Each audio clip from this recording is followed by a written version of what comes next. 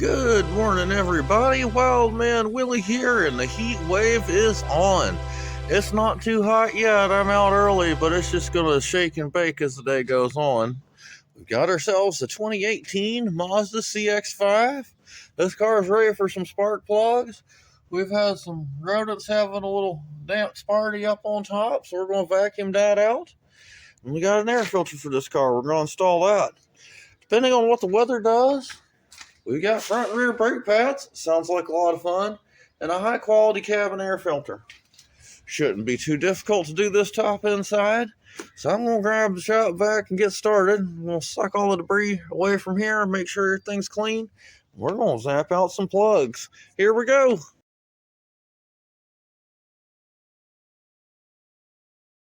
Okay, so getting the plugs out of this one's a really easy process with these up top coil packs and nothing truly obstructed so far. Your top bolt, that's a 8mm and is bolt. You'll want to take that to the side. I like to vacuum out before I pull anything. After I pull the thing out, wipe things down, vacuum again, and I've pulled my spark plug out of there. To do that, this one's a 14mm spark plug, not your standard spark plug wrench, so don't try to stuff that down in there. It won't do the job. It'll fit. It just won't spin the plug. Coming out, Mazda brand. Iridium, I imagine. Going back in. Oh, we're brave. Ruthenium. So, these are supposed to be the most badass plugs possible in applications where they make sense. I don't vary from the manufacturer's formulation very often. However, it's NGK, folks. The preset gap is exactly the same. They swear by it, so I expect nothing but awesomeness out of this high-quality unit. We're going to plug it in there and see what we think. Old Iridium plugs out, new Ruthenium plugs in, and I'll tell you, it was smoother on startup right away, despite the fact that the old plugs, they don't look terrible by any means, but it was ripe. It'd been quite a few miles. So all these were super easy to deal with, including the ones that are underneath the hosing. Now, a tip for the wise, don't try to disconnect this if you don't have to. This is snappy plastic. Why bother? There's enough flexibility here. If you release this clamp here with the flat head screwdriver, you can lever that up. You can detach that. Also, this will pull, the PCV will pull out of here, and then you will have enough room if you work around it without any real problem, okay, to get these two guys out and get them in. So that's been taken care of. That part is happy.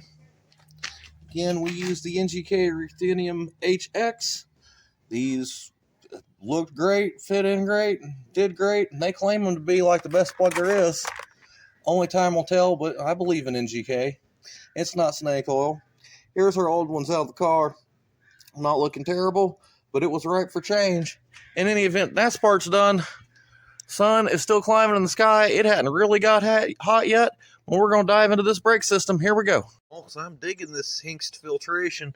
Check out this super mega cabin air filter. We have a nice foam gasket. We have a nice flexible medium that ought to go in there nice. Multi-layer, bio-layer. This is from the Blue Plus Care line. These are, as far as I can tell, I can see what I'm paying for when I buy these. Engine air filter was the same way. It was also a Hengst. And that one, rather than having the plastic outer frame, the entire thing was rubber, so it was supple. Made installation that much better, and it looked thicker and nicer than the white box stuff that came out of it. That was all gross. Let's see what this cabin air filter looks like. Y'all want to take any guesses how gross it's going to be? You can see it's super easy to gain access to your cabin air filter on this one. In fact, I would expect there to be a cap of some kind, and there is not one present on the vehicle right now. That being said, though, there's just this little plastic detent. You slide that to the side, and then you squeeze in on the glove box on these two guys. You should be able to rotate the glove box down, and then it should come off at set pins and be real easy to deal with. So let's see. Moment of truth. Is it going to be bad? What do y'all think? Well, that was kind of anticlimactic. This one's just ready to change. Nothing super gross on top. That's dirty enough. It'll smell better in here. But yeah, okay, cool. Let's stick the new one in. Yeah, this Hengst one will make a difference. So I try to get the highest quality cabin air filters I can. Out here in Oregon, we got all kinds of tree trash. We get wildfire smoke. We got humidity and lots of rain and moisture in the wintertime. So you need your filter to be filtering right. that's in there. That's attached securely.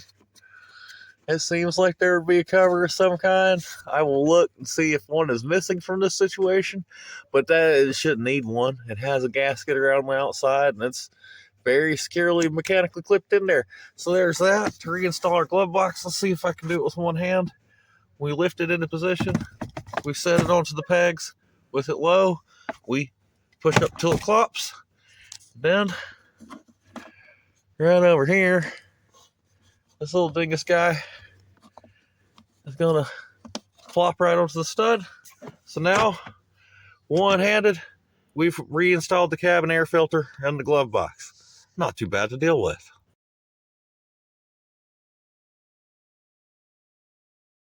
Got that apart with no real problem. Mazda made this a relatively easy to work on vehicle, and I appreciate their engineering behind it. So to remove your caliper, you got two 14mm bolts and these slide pins. These move good. You want to check and make sure those do move good. I'm going to clean and relubricate them anyway. You're going to remove your hardware. Brakes come with new hardware. So we're going to clean up the surface with the wire wheel and the die grinder. Folks, this is dangerous. If you're not me or you don't have eye protection, don't get near that damn thing. It'll hurt you. Sure does a good job of polishing this up like new. Old pads on the front. They're about a third to a half of the way through. We got squeaky on this. It may be on the back end of the car. Going back with Bendix Priority 1 ceramic. I really like these pads. You know, I can never guarantee any parts. I don't make any of them. But these are of good quality. They have what I'm looking for in the shims. They're multi-layer. They have a rubber coating on the outside. They're both crimped and they're glued. So this don't be floating around flopping off. Got a nice groove in here. This pattern can get kind of interesting on them depending on which flavor, which application. They come with your slide pin grease, which is nice, enough to do the job. And they come with a little hang tag for the mirror telling people not to murder their brakes for the first 100 miles. So I'm going to clean this up without chemicals first and then go real light duty on the brake cleaner. I don't have very much brake cleaner today, but it's going to be 100 degrees and I got people coming. So we are going to clean this up good. Good thing is it already don't look bad. This doesn't need me to just blast or derate it. Anyway, let's polish it up. You'll see the results in just a minute.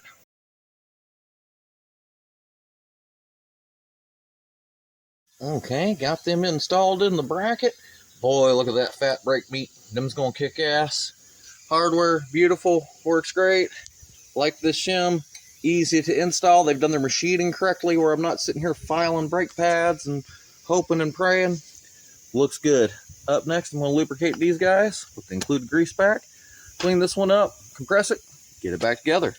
But yeah, them are nice.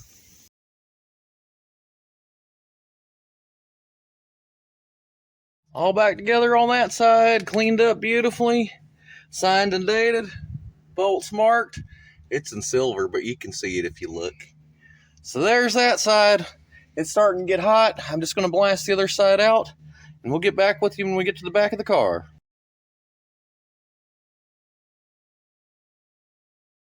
Folks, that's the front end of it done and looking great. Marked, signed, dated. I did notice that these slide pins have a round side on both sides on the top one and a square side only on the bottom one. I am going to recheck and make sure I have that oriented that way with the curved side out on the other side. Mistakes do sometimes happen, but that's why we do our diligence. That being said, when I was thinking about that, because my memory's playing tricks on me, I played around with this side for a minute. It doesn't truly make any difference which way those are oriented as long as they go in and tab against the rest tab and tab against that rest tab there, the flat side. But I'm not going to let it out the door with anything not perfect, so we're going to at least look at that or review the footage before I jack it back up. In any event, front side is done if I don't have to make that minor correction. And then all there is to do is the back. Now, this one has an electronic parking brake, which will make things more complicated in some fashion. I'm going to take a sun brake, because it's ridiculous, and look at some videos as exactly how others have tackled that. I'm imagining what I got to do is disconnect the battery of this car, remove the motor assembly from the caliper, and wind back the caliper. However, I'm going to verify that. Don't let the sun interrupt your fun.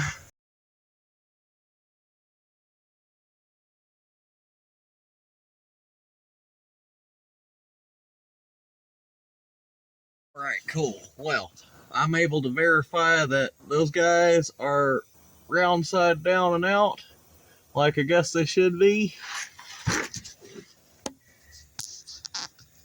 Looks correct, looks correct. They're fully seated, like they should be, so there's no play there. All right, yep, that's correct enough. We'll roll with that. Yeah, here we go. While we are underneath here, let's take note that I do see some oil pan seepage. I won't even hardly call it a leak. There's no drip points. It's just nasty. Let's look around the back side of it where I can't get my head. What that's like. Yep, there's my oil filter. That's intense. Okay.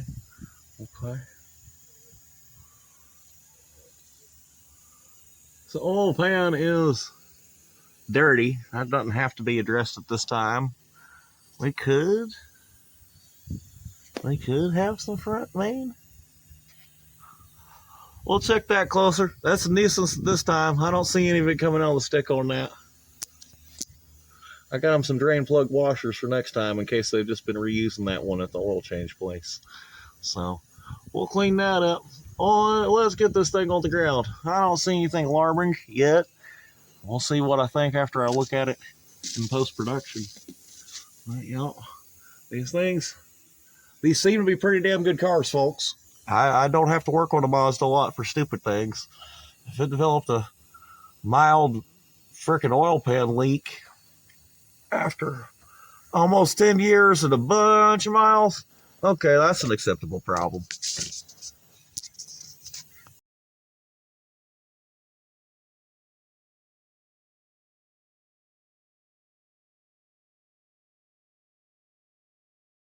Number 3 underway, feeling hot. So that was nice. I got the parking brake, electronic parking brake, fully retracted, doing the tap dance on the inside. So that was relatively easy. It didn't require me to take that damn thing apart or get out some scan tool I don't own or send it to some more expensive shop. So I'm very happy about that. So it should be a simple matter to drop this caliper and pop this off and get these pads in and out. We're going to clean it up, of course, with the wheel. If there's any other tips or tricks or anything you need to know, I'll be getting with you here in a minute. Looks like a brake job after that.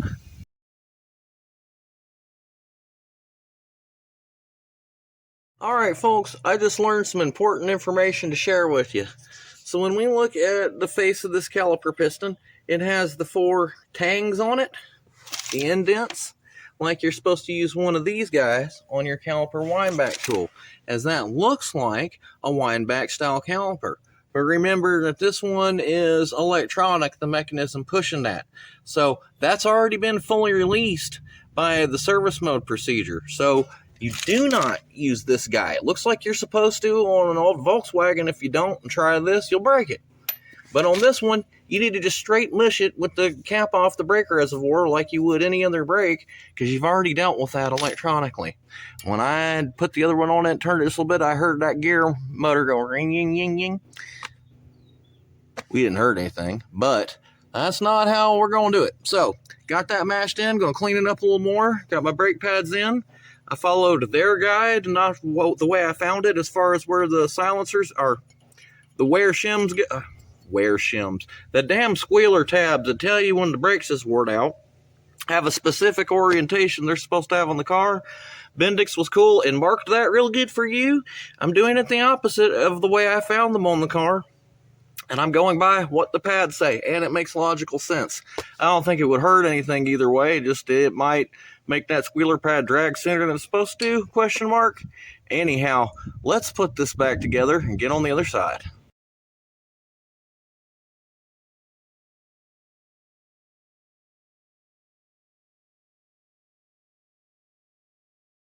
Hey, that's 3 corners correctly installed and pumped up.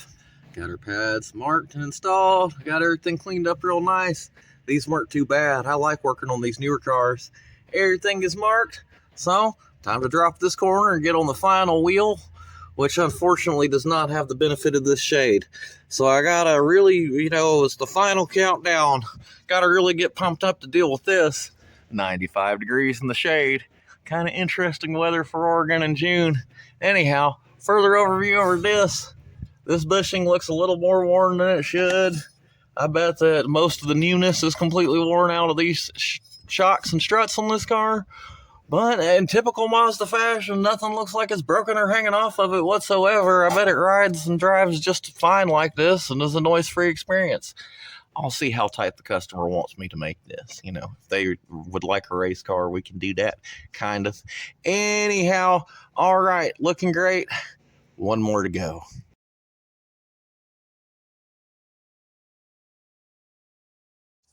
Just a quick helpful note on these. Note that there's a little tab on the back of each brake pad that does need to line up with the slot in the brake piston. This is what allows the electronic parking brake to do its job on these. Now, if you've just compressed them properly, you shouldn't have moved that thing at all to have to line anything up. But just make sure that your slots, that you got a slot at the top, bottom, side, and side, 90 and 90, you know? That's what that's looking for there. Over here, we got it all cleaned up, back together, cheddar. Looking perfect. Signed, dated, marked, greased, cleaned, tight, happy. Proof is in the pudding. A little test drive is in order here in just a second. I'm going to put my wheel back on after I clean the inside surface. I'm going to make sure my brake fluid is at the correct level. Then I'm going to put the car out of parking brake service mode. After that, we'll be ready to take a little cruise and see what we got.